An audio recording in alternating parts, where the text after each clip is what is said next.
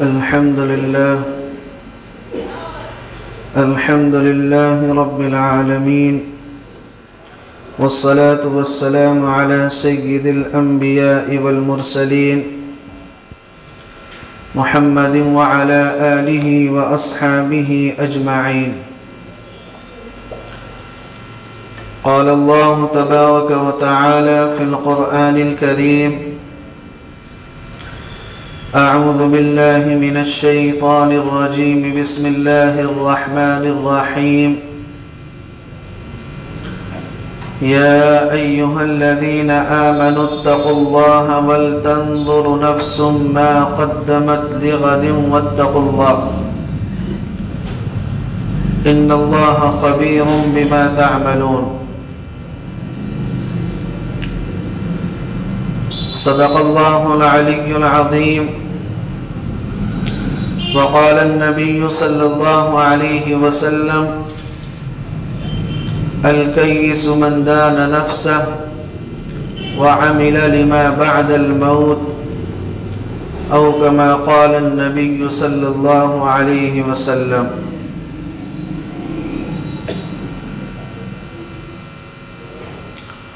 محترم بزرگوں اور عزیز ساتھیوں، آج دسمبر کی 27 تاریخ ہے. چند ایام کے بعد یہ مہینہ ختم ہو جائے گا اور سال بھی ختم ہو جائے گا، اور ہم ایک نئے سال کے اندر داخل ہو جائیں گے.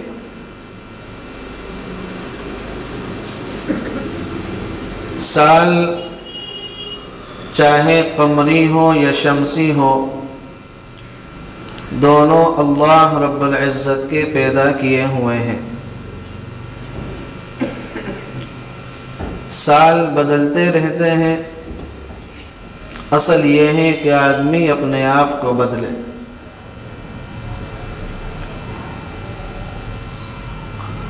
سال کے آخر میں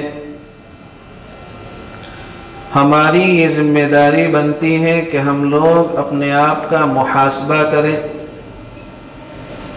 کہ ہم نے یہ سال با مقصد کاموں میں گزارا ہے یا بے مقصد کاموں میں گزارا ہے، اور اپنا حساب لیں کہ ہم نے یہ سال اللہ رب العزت کی مرضی کے مطابق گزارا ہے یا اللہ رب العزت کو ناراض کر کے گزارا ہے. محاسبہ کے معنی آتے ہیں حساب کرنا. ہر آدمی اپنا اپنا حساب لے، اپنا اپنا حساب کرے کہ ہم نے اس سال کو کیسے گزارا اور ہمیں کیسے گزارنا چاہیے تھا. اس لیے کہ قرآن کریم میں اللہ رب العزت نے ارشاد فرمایا: یا ایہا الذین آمنوا اتقوا اللہ ولتنظر نفس ما قدمت لغد. کہ ایمان والو، اللہ سے ڈرو اور دیکھو کہ تم نے آنے والے کل کے لیے کیا چیز آگے بھیج رکھی ہے. اور حدیث شریف میں بھی اللہ کے پیارے حبیب صلی اللہ علیہ وسلم نے ارشاد فرمایا: الکیس من دان نفسہ. عقل مند وہ ہے جو اپنے نفس کا حساب لے، وعمل لما بعد الموت، اور موت کے بعد والی زندگی کے لیے اعمال کرے.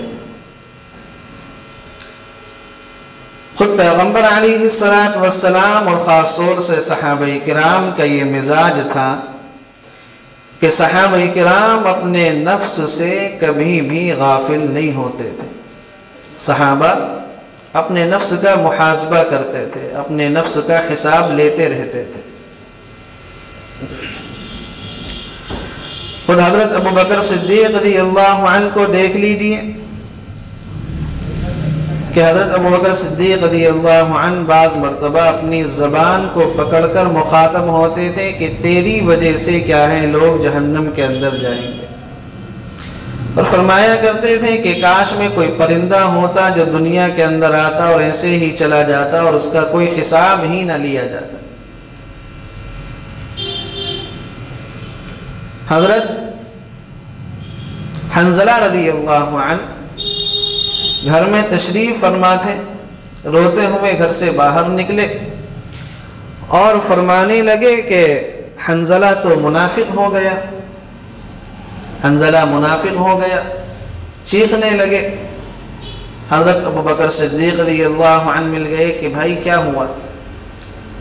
کہنے لگے کہ بھائی میں تو منافق ہو گیا۔ کہا کہ کیا ہوا؟ کہا کہ اللہ کے نبی کی مجلس میں ہوتے ہیں تو کیفیت کچھ اور ہوتی ہے، ایسا لگتا ہے کہ جنت جہنم ہمارے سامنے ہے، قبر ہمارے سامنے ہے، دل میں اللہ تعالیٰ کا ڈر اور خوف کی انتہا نہیں ہوتی۔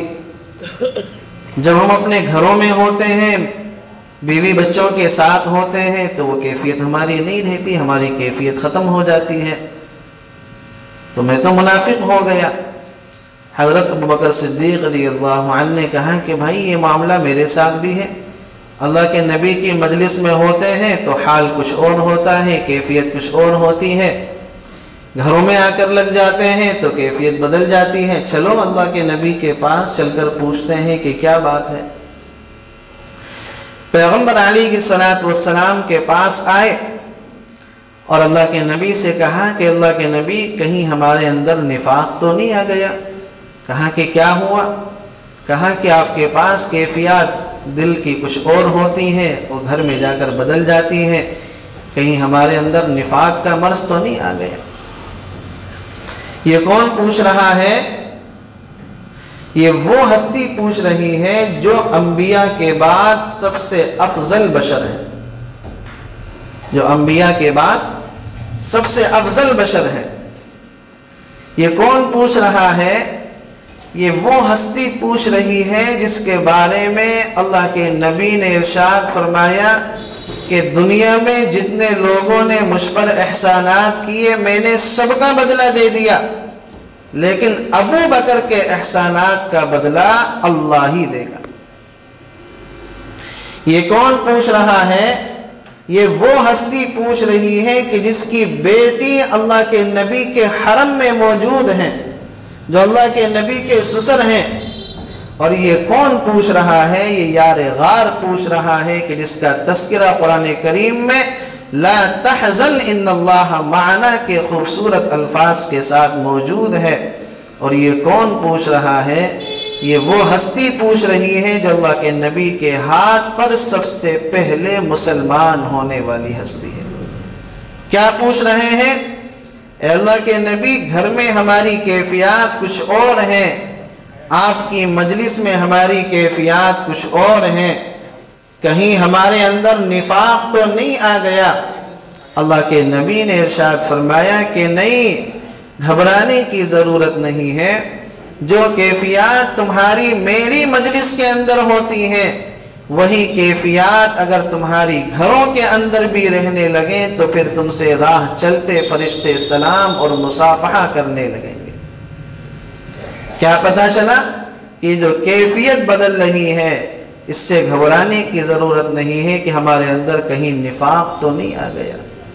تو یہ صحابہ کرام تھے، یہ حضرت ابوبکر صدیق رضی اللہ عنہ تھے جو اپنے نفس کا ایسا حساب لیتے تھے اور کبھی نفس سے غافل نہیں ہوتے تھے، ہمیشہ اپنے نفس کا محاسبہ کرتے رہتے تھے۔ اور سیدنا فاروق اعظم رضی اللہ عنہ، ایک صحابی ہیں حضرت حذیفہ رضی اللہ عنہ جن کو اللہ کے نبی کا رازدار کہا جاتا تھا۔ اللہ کے نبی نے منافقین کے ناموں کی ساری لسٹ بنا کر حضرت حذیفہ کے حوالے کر دی۔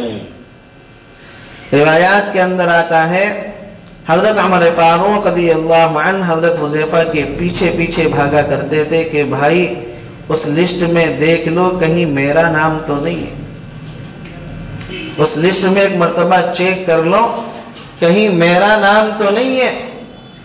اور یہ کون کہہ رہا ہے؟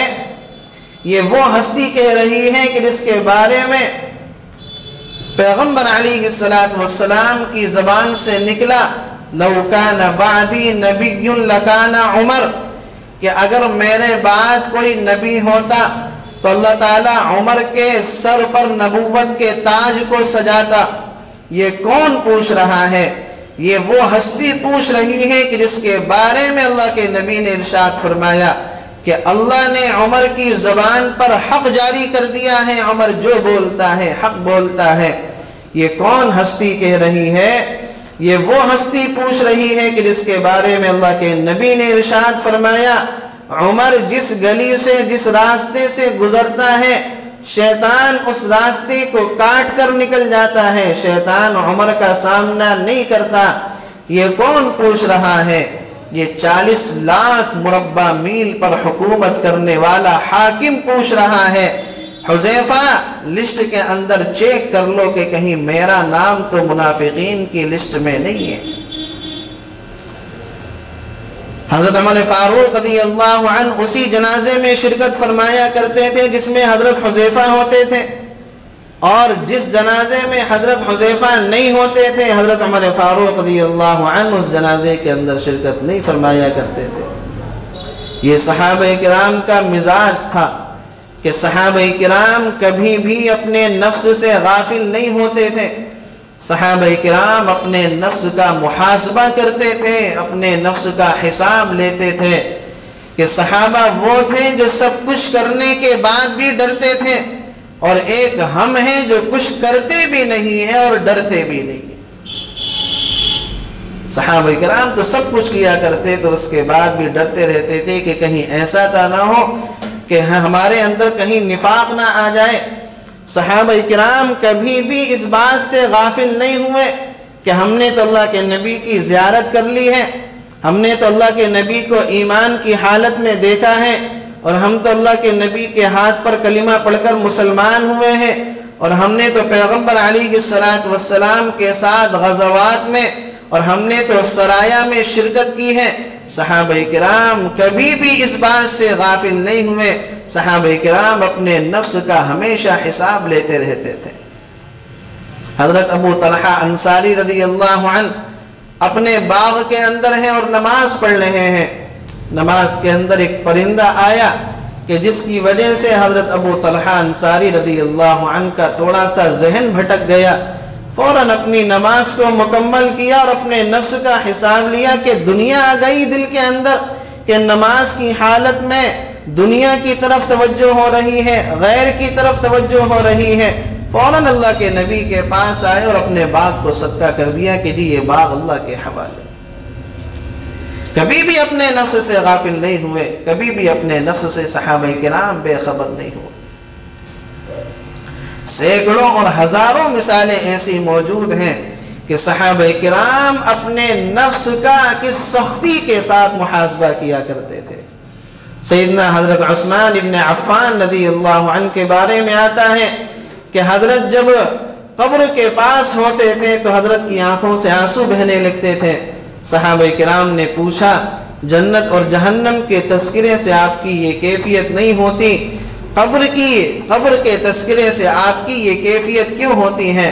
فرمایا کہ مجھے میرے محبوب صلی اللہ علیہ وسلم نے مجھ سے کہا تھا کہ عثمان قبر آخرت کی منزلوں میں سے سب سے پہلی منزل ہے، جس کے لیے قبر کی منزل آسان ہو جائے گی اس کے لیے بعد کی منزلیں آسان ہو جائیں گی، اور جس کے لیے پہلی منزل مشکل ہو جائے اس کے لیے بعد کی منزلوں میں بھی مشکلات آئیں گی، اسی لیے میں قبر کو یاد کر کے روتا ہوں۔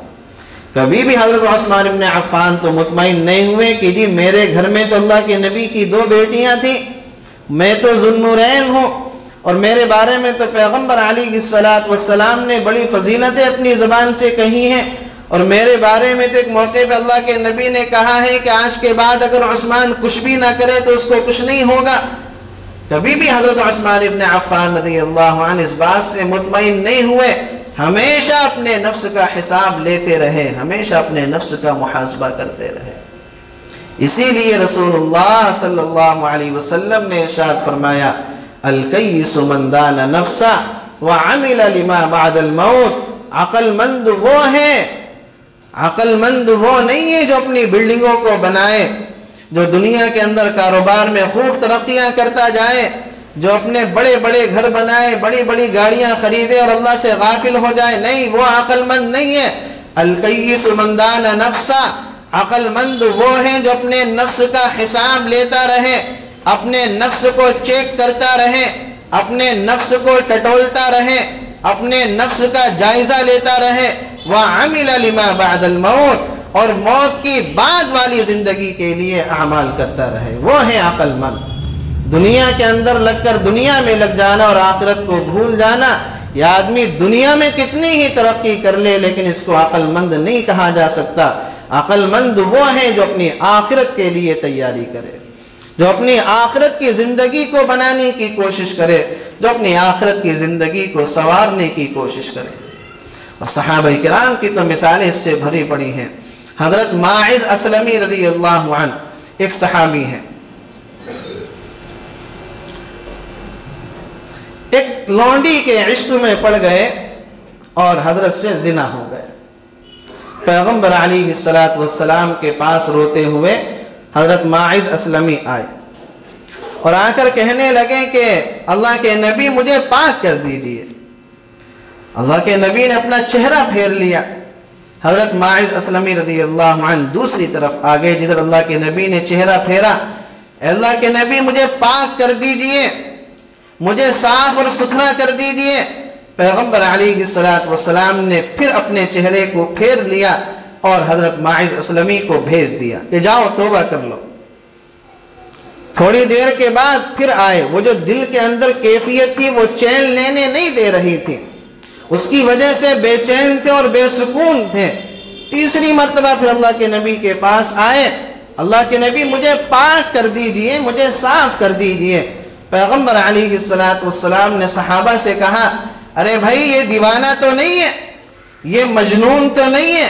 صحابہ کرام نے کہا کہ اللہ کے نبی نہیں، دیوانہ مجنون نہیں ہے، ماعز اسلمی ٹھیک ہیں۔ اللہ کے نبی نے پھر کہا ذرا چیک کرو، اس نے شراب تو نہیں پی رکھی کہ شراب کے نشے میں منہ سے ایسی اول فول باتیں نکال رہا ہو؟ صحابہ کرام نے منہ کو سونگا تو کہا کہ اللہ کے نبی شراب بھی نہیں پی رکھی ہے۔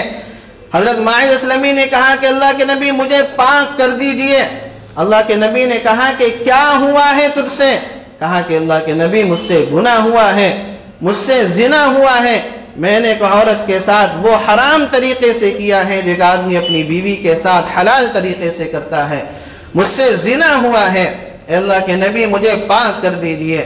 پیغمبر علیہ السلام کے سامنے جب ساری کیفیت آ گئی اور جرم کا اقرار بھی ہو گیا اور ثابت بھی ہو گیا، حالانکہ پیغمبر علیہ السلام ٹالنا چاہ رہے تھے، لیکن وہ جو دل کے اندر ایک آگ لگی ہوئی تھی پاک اور صاف ہونے کی، وہ دل کے اندر نفس کے محاسبے کی جو چنگاری بھڑک رہی تھی، وہ حضرت ماعز اسلمی کو چین لینے نہیں دے رہی تھی۔ وہ بار بار بارگاہ نبوت کے اندر آ رہے تھے اور التجا کر رہے تھے اور درخواست کر رہے تھے کہ اللہ کے نبی مجھے پاک کر دیجئے، مجھے صاف کر دیجئے۔ چنانچہ جرم جب ثابت ہو گیا اور اقرار ہو گیا، اللہ کے نبی نے حضرت ماعز اسلمی رضی اللہ عنہ کو سنگسار کرنے کا حکم دے دیا۔ حضرت ماعز اسلمی رضی اللہ عنہ کو سنگسار کر دیا گیا۔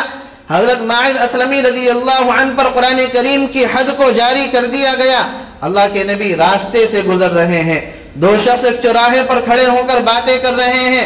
ماعز اسلمی کو جرم کا اقرار کرنے کی ضرورت کیا تھی کہ ماعز اسلمی کو پتھروں سے ایسے ہلاک کر دیا گیا جیسے جانوروں کو ہلاک کیا جاتا ہے۔ اللہ کے نبی آگے بڑھے، ایک کوڑے کا ڈھیر تھا، وہاں پر ایک مرا ہوا گدھا پڑا ہوا تھا جس کو دھوپ کی تپش نے جس کی وجہ سے اس کا جسم پھول گیا تھا اور پھٹنے لگا تھا، اس کے اندر کیڑے پڑ گئے تھے۔ اللہ کے نبی نے کہا دونوں کو بلا کر لے کر آؤ۔ دونوں کو بلایا گیا۔ پیغمبر علیہ السلام نے کہا کھاؤ اس کو، کھاؤ اس مرے ہوئے گدھے کو۔ وہ دونوں کہنے لگے کہ اللہ کے نبی ہم اس کو کیسے کھا سکتے ہیں، یہ کھانے کے قابل نہیں ہے، یہ استعمال کرنے کے قابل نہیں ہے۔ اللہ کے نبی نے فرمایا تم نے جو وہاں کھڑے ہو کر اپنے بھائی کی غیبت کی ہے، اپنے بھائی کی چغل خوری کی ہے، وہ اس سے کہیں زیادہ بدتر ہے، وہ اس سے کہیں زیادہ بری ہے۔ ہم مسلمانوں کو شعور نہیں ہوتا نا، ہم مسلمانوں کو اس کی طرف توجہ نہیں ہوتی۔ مسجدوں میں بیٹھے ہوئے ہیں تو غیبتیں کر رہے ہیں، چوراہوں پر کھڑے ہوئے ہیں تو غیبتوں میں لگے ہوئے ہیں، گھروں میں بیٹھے ہیں تو چغل خوریاں ہو رہی ہیں، دودھ کی ڈیریوں پر اور چائے کے ہوٹلوں پر کھڑے ہیں تو غیبتیں ہو رہی ہیں، بال کاٹنے والوں کی دکانوں میں بیٹھے ہیں تو وہاں پر غیبتوں کی مجلسیں لگی ہوئی ہیں۔ آج ہم مسلمانوں کو تو غیبت کیے بغیر چین نہیں ملتا نا، ہمارے کلیجے کو ٹھنڈک نہیں پڑتی۔ اللہ کے نبی نے کہا کھاؤ اس مرے ہوئے گدھے کو جس کے اندر کیڑے پڑ چکے ہیں، جو سڑ چکا ہے۔ کہا کہ اللہ کے نبی نہیں کھا سکتے، کہا کہ تم نے جو غیبت کر کے اپنے بھائی کا گوشت کھایا ہے وہ اس سے کہیں زیادہ بدتر ہے۔ اَيُحِبُّ أَحَدُكُمْ أَن يَأْكُلَ لَحْمَ أَخِيهِ أَوْ مَيْتًا فَكَرِهْتُمُوهُ۔ قرآن کریم میں اللہ رب العزت نے ارشاد فرمایا کیا تم میں سے کوئی یہ بات پسند کرتا ہے کہ اپنے مرے ہوئے بھائی کا، اپنے مردار بھائی کا گوشت کھائے؟ اور آگے اللہ رب العزت نے فرمایا کہ حقیقت میں تم اس کو ناپسند کرتے ہو، تو دنیا کے اندر یہ بات کیسے گوارا کر لیتے ہو؟ دنیا کے اندر تمہارا دل اس بات کو کیسے گواہی دے دیتا ہے کہ تم چوراہوں پر اور مسجدوں میں اور مجلسوں کے اندر اپنے بھائیوں کی غیبتیں کرتے ہو، ان کی آبرو ریزیاں کرتے ہو، ان کی چغل خوریاں کرتے ہو، ان کا برائیوں کے ساتھ تذکرہ کرتے ہو۔ پیغمبر علیہ السلام نے جب انہوں نے کہا کہ اللہ کے نبی ہم تو اس کو نہیں کھا سکتے، اللہ کے نبی نے پھر آگے فرمایا ماعز اسلمی نے جو توبہ کی ہے، خدا کی قسم اس توبہ کو اگر ساری امت پر تقسیم کر دیا جائے، ساری امت کے لیے وہ توبہ کافی ہو جائے گی۔ اور ماعز اسلمی تو جنت کی نہروں کے اندر غوطہ لگا رہا ہے، ماعز اسلمی جنت کی نہروں کے اندر غوطہ لگا رہا ہے۔ یہ کیا ہے؟ یہ نفس کا محاسبہ ہے جو صحابہ کرام کو چین لینے نہیں دیتا تھا، جو صحابہ کرام کو چین سے بیٹھنے نہیں دیتا تھا، جو صحابہ کرام کو جس کے بغیر چین اور قرار و سکون نہیں آتا تھا، کہ صحابہ کرام ہر آن، ہر گھڑی، ہر لمحہ، ہر وقت اپنے نفس کا محاسبہ کرتے تھے، اپنے نفس کا جائزہ لیتے تھے۔ ایک ہم ہیں جو اپنے نفس سے غافل بنے بیٹھے ہیں، نہ ہمیں نمازوں کا پتہ ہے، نہ ہمیں روزوں کا پتہ ہے، نہ ہمیں قرآن کی تلاوت کا پتہ ہے، نہ ہمیں سچ بولنے کا پتہ ہے، نہ ہمیں اپنے پڑوسیوں کے حقوق کا پتہ ہے، نہ ہمیں اپنے بہنوں کی وراثت کا پتہ ہے، اور اس کے بعد بھی ہم اس بات سے مطمئن ہیں کہ جنت ہماری اور ہمارے باپ کی ہے۔ اپنے نفس سے مطمئن نہیں ہونا ہے، اپنے نفس کا محاسبہ لینا ہے، اپنے نفس کا جائزہ لینا ہے۔ زندگی کا کوئی بھروسہ نہیں ہے، زندگی تو کہیں بھی ختم ہو سکتی ہے۔ کیا اس مجمع کے اندر کوئی آدمی مجھے یہ گارنٹی دے سکتا ہے میں آنے والا 2025 پورا گزاروں گا؟ کوئی ہے اس بات کی گارنٹی دینے والا؟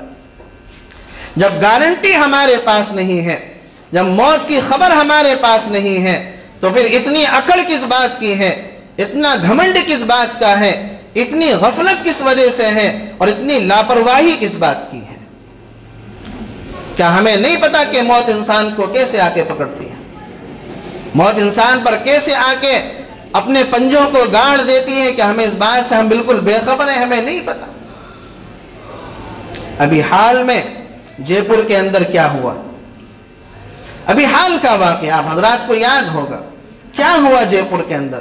ایک ٹرک بھرا ہوا جا رہا ہے، اس کے آگے پیچھے چلنے والوں کو نہیں پتا کہ یہی ہمارا موت کا سامان بنے گا، یہی ہمارا موت کا ذریعہ بنے گا۔ کیا کسی کو یہ بات پتا تھی کہ ہم جو راستے پر جا رہے ہیں ہم اپنی منزل تک نہیں پہنچ پائیں گے، ہم اپنے گھر تک نہیں پہنچ پائیں گے، ہم اپنے بیوی بچے اور ماں باپ کا منہ نہیں دیکھ پائیں گے؟ ایک لمحے میں اور ایک جھٹکے کے اندر سینکڑوں لوگ لقمہ اجل بن گئے۔ کیا پتا کسی کو؟ روڈ پر آدمی چل رہا ہے، کون اس بات کی گارنٹی لے سکتا ہے کہ وہ صحیح سلامت گھر پہنچے گا؟ بنگلور کے اندر ابھی کیا ہوا، یہ اس کے بعد کا واقعہ۔ دنیا کی محفوظ ترین کار جس کی قیمت کروڑوں کے اندر ہے، ایک پوری فیملی سڑک پر چلی ہوئی جا رہی ہے، ایک کنٹینر ٹرک سے اس کار کے اوپر گرتا ہے اور 6 کے 6 کو لقمہ اجل بنا لیتا ہے۔